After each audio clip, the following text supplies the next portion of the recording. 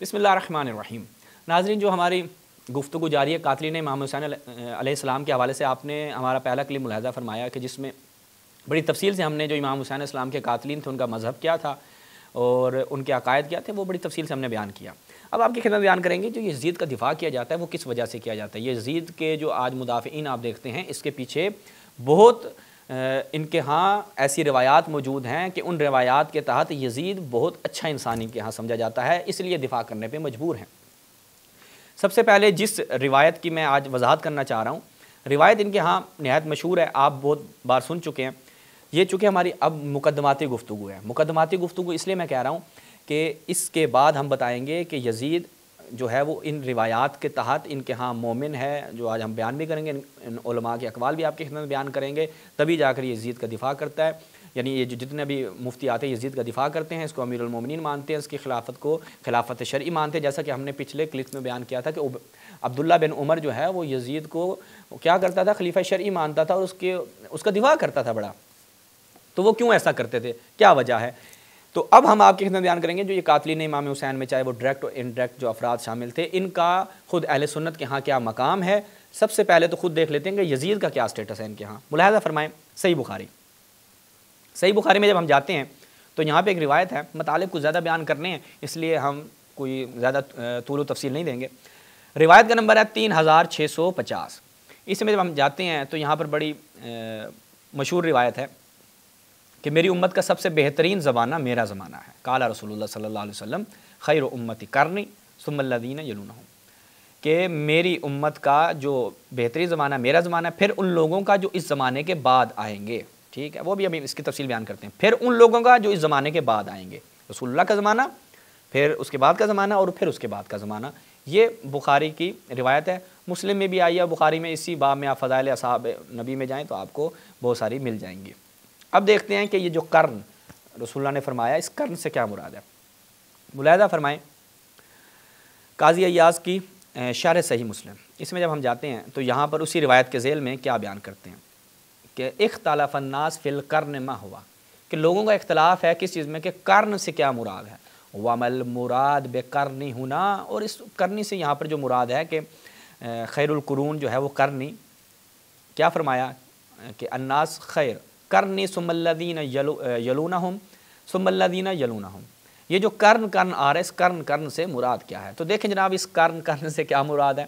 وہ کہتے ہیں کہ وَمَا الْمُرَادْ بِقَرْنِ ہُنَا فَقَالَ الْمُغِیرَہ، ان کے ایک جو عالم ہیں وہ کیا بیان کرتے ہیں، مغیرہ ان کا نام ہے، وہ کہتے ہیں قرنہ یعنی اصحابہ، قرن سے کیا مراد ہے، اصحاب کا زمانہ۔ وَالَّذِی یلی، اور وہ جو اس کے اصحاب کے بعد آئیں گے وہ کون ہے، ابناؤہ، اصحاب کے بیٹے۔ یعنی مراد قرن سے کیا ہے، صحابہ ہیں، صحابہ کے بیٹے۔ انشاءاللہ آگے چل کے دکھائیں گے صحابہ اور صحابہ کے بیٹے۔ عمر ابن سعد بن ابی وقاص کون، قاتل امام حسین، صحابی کا بیٹا، اور وہ بہترین افراد میں سے ہے بھائی، اہل سنت کے ہاں بہترین افراد میں سے کون ہے، صحابہ کے بیٹے۔ والثالث ابناء ابنائہم، پھر ان بیٹوں کے بیٹے۔ ٹھیک ہے، تو یہ مراد ہے قرن سے۔ اس کے بعد آگے چلیں، امام نووی کی جو شرح ہے اس میں ملاحظہ فرمائیں، امام نووی کی شرح کو بھی دیکھ لیتے ہیں، یہاں پر کیا بیان کر رہے ہیں کہ اتفق العلماء علی ان خیر القرون قرنہ والمراد اصحابہ، مراد کون ہے جی، اصحاب مراد ہیں۔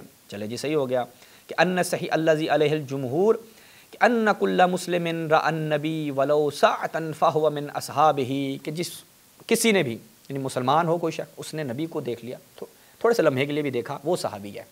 اب وہ صحابی کی کیٹیگری میں جائے گا، اس کا نتیجہ کیا ہوگا، جنتی بن جائے گا، اس کے اوپر کسی قسم کی بھی کوئی قدغن نہیں لگ سکتی، وہ ہر طرح کی کلین چٹ حاصل کر لے گا۔ اور وہ روایت خیر الناس علی عمومھا والمراد جملۃ القرن۔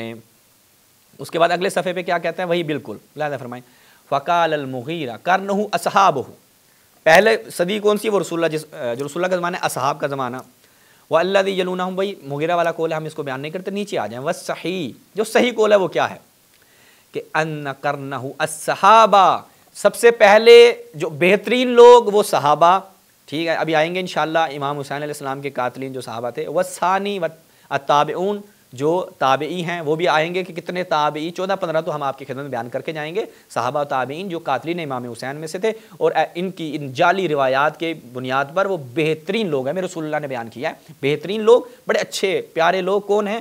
صحابہ، تابعین اور تبع تابعین، تابعوہم، تبع تابعین، اور انہی میں سے بہت سارے کیا ہیں؟ امام حسین اسلام کے قاتلین میں سے تھے۔ اچھا جی، تو یہ سب سے پہلے مقدماتی جو حدیث ہے جس کے تحت یہ کہتے ہیں کہ بہترین لوگ کون ہیں؟ رسول اللہ نے فرمایا صحابہ، تابعین، تبع تابعین۔ اب دیکھیں یزید کہاں پہ فٹ ہو رہا ہے، ملاحظہ فرمائیں۔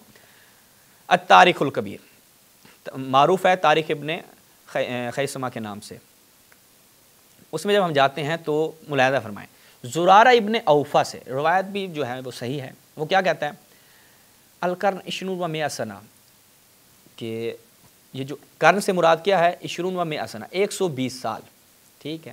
فبعث رسول اللہ صلی اللہ علیہ وآلہ وسلم فی قرن فکان آخرہ موت یزید ابن معاویہ، بہترین وہ جو قرن ہے جس میں رسول اللہ مبعوث بے رسالت ہوئے، اور اس قرن کا اختتام کہاں پہ ہو رہا ہے؟ یزید ابن معاویہ کی موت پر۔ تو یہ جو بہترین لوگوں کا زمانہ ہے اس میں رسول اللہ کی بعثت سے لے کر یزید کی موت تک، پس یزید جو ہے وہ کیا ہے؟ ان بہترین افراد میں سے ہے کہ جن کے بارے میں رسول اللہ نے فرمایا کہ بہترین لوگ کون ہیں؟ وہ میرے زمانے کے لوگ ہیں، اور یزید ان میں آخری تھا۔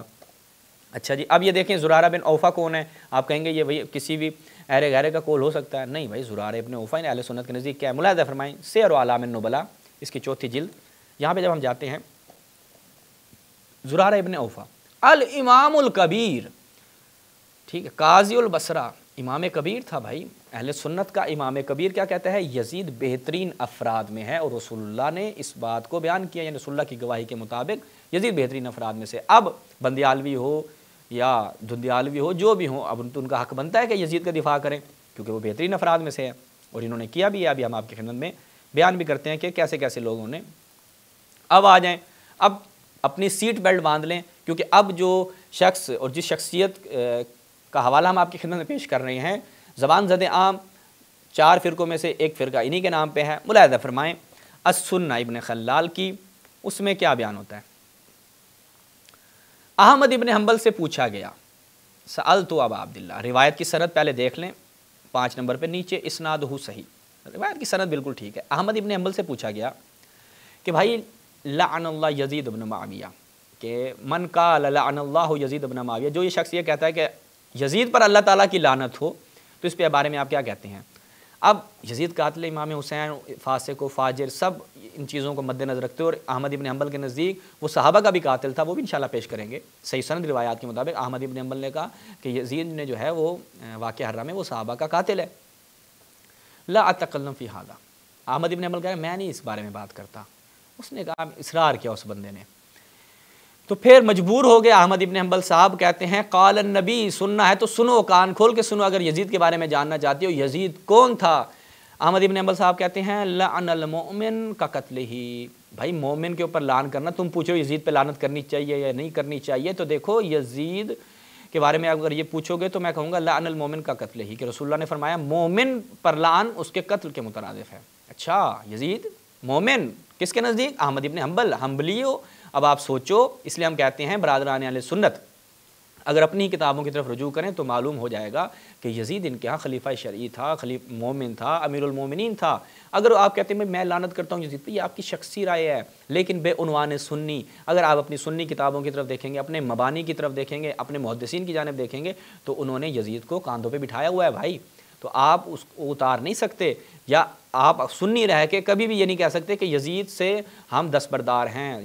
سنی اور یزیدی جو ہے وہ ایک ہی کیٹیگری میں فٹ بیٹھ رہے ہیں، یہ ہم اپنے برادران اہل سنت جو ہماری جان ہیں، ہم ان کی خدمت میں مؤدبانہ گزارش کر رہے ہیں کہ آپ اپنی کتابوں کو رجوع فرمائیں۔ اب احمد ابن حنبل صاحب نے کیا کہا ہے جی؟ یزید مومن ہے، ملاحظہ فرمائیں، اور پھر وہی روایت جو ہم نے بیان کی، وقال خیر الناس قرنی ثم الذین یلونہم وقد صار یزید فیہم، جو رسول اللہ نے فرمایا کہ بہترین زمانہ وہ ہے جو جس زمانے میں میں ہوں، اس کے بعد والا زمانہ، اس کے بعد والا زمانہ، اور یزید ان میں ہیں، ان بہترین افراد، یعنی بہترین جو افراد ہیں وہ میرے زمانے کے ہیں، اور اس کے بعد والے زمانے کے، اور اس کے بعد والے زمانے کے، وہ جو بہترین اور اعلیٰ کوالٹی کے افراد ہیں، ان اعلیٰ کوالٹیوں کے افراد میں سے ایک نمونہ یزید ہے۔ یزید بھی انہی میں سے ہے، ٹھیک ہے۔ اب احمد ابن حنبل صاحب کا یہ نظریہ ہے یزید کے بارے میں۔ اس کے بعد ان کے ایک اور عالم ملاحظہ فرمائیں، قید الشرید من اخبار یزید ابن طولون، یہ کیا بیان کرتے ہیں یزید کی، جب ذکر شر یزید کا کر رہے ہیں تو کہہ رہے ہیں امیر المؤمنین، یزید ہمارا امیر المؤمنین ہے۔ کیوں بھائی، ہمارے سب صحابہ نے تو یزید کی بیعت کر لی تھی، پیچھے رہ کیا جاتا ہے۔ عبداللہ بن عمر کہتا ہے دیکھو یزید کی جس نے بیعت سے ہاتھ اٹھایا نا، میرا اس سے کوئی تعلق نہیں ہے، کھانا پینا ہمارا بند، تعلق ختم، یزید امیر المؤمنین ہے۔ اچھا جی، اس کے بعد دلیل کیا ہے؟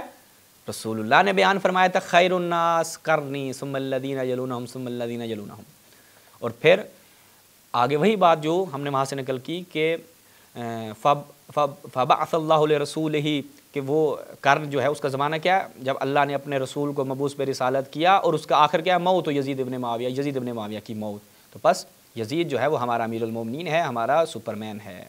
اب ہم اس دیکھتے ہیں کہ یہ جو جعلی روایتیں ہیں اور اس کے جعلی ہونے کے اوپر جو سب سے بڑی دلیل ہے وہ کیا ہے؟ ملاحظہ فرمائیں کہ یہ متعارض ہیں دیگر روایات کے۔ یہ دیکھیں جی، مستدرک علی الصحیحین، اس میں جب ہم جاتے ہیں جلدی سے آپ کی خدمت میں بیان کرتے ہیں، روایت 6992، اور ذہبی نے بھی کہا ہے قال فی تلخیص صحیح، روایت کی جو ہے وہ سند بالکل ٹھیک ہے۔ روایت کیا ہے؟ ابو عبیدہ بن جراح، کیا بات ہے بھائی، کیا کہتے ہیں؟ فقلنا یا رسول اللہ احد خیر منا، کوئی ہے جو ہم سے بہتر ہو، کوئی ہو یعنی ایسا بندہ ہے جو ہم سے بہتر ہو۔ ہم نے کیا کیا؟ اسلمنا معک، ہم بھائی آپ یا رسول اللہ اسلام لائے، وجاہدنا معک، اور ہم نے جہاد بھی کیا آپ کے ساتھ، پھر بھی کوئی ہم سے بہتر ہو سکتا ہے؟ رسول اللہ نے کہا ہاں۔ اپنے جو ہے نا فارسی میں کہتے ہیں خیالت راحت، اپنے اذہان کو بالکل سیٹ رکھو، کوئی ایسی ویسی سوچ نہیں لے کے آنی کہ تم بہت اچھے ہو، تم سے بہتر کوئی نہیں ہو سکتا۔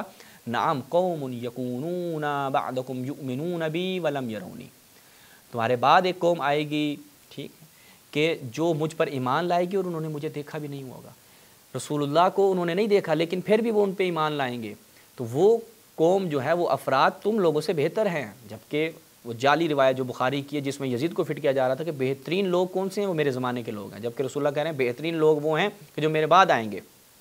اس کے بعد آگے دیکھیں مسند امام احمد ابن حنبل، اس میں جب ہم چلتے ہیں تو اس میں بھی وہی روایت ملاحظہ فرمائیں، حدیث کی سند بالکل ٹھیک، اسلمنا معک وجاہدنا معک نعم قوم یکونون من بعدکم یؤمنون بی ولم یرونی، ایک ایسی قوم ہے کہ جو میرے بعد یعنی تمہارے بعد آئے گی، مجھ پہ ایمان لائے گی اور در حالانکہ انہوں نے مجھے نہیں دیکھا ہوگا، یہ حدیث ٹھیک ہے، وہ تم سے بہتر ہیں۔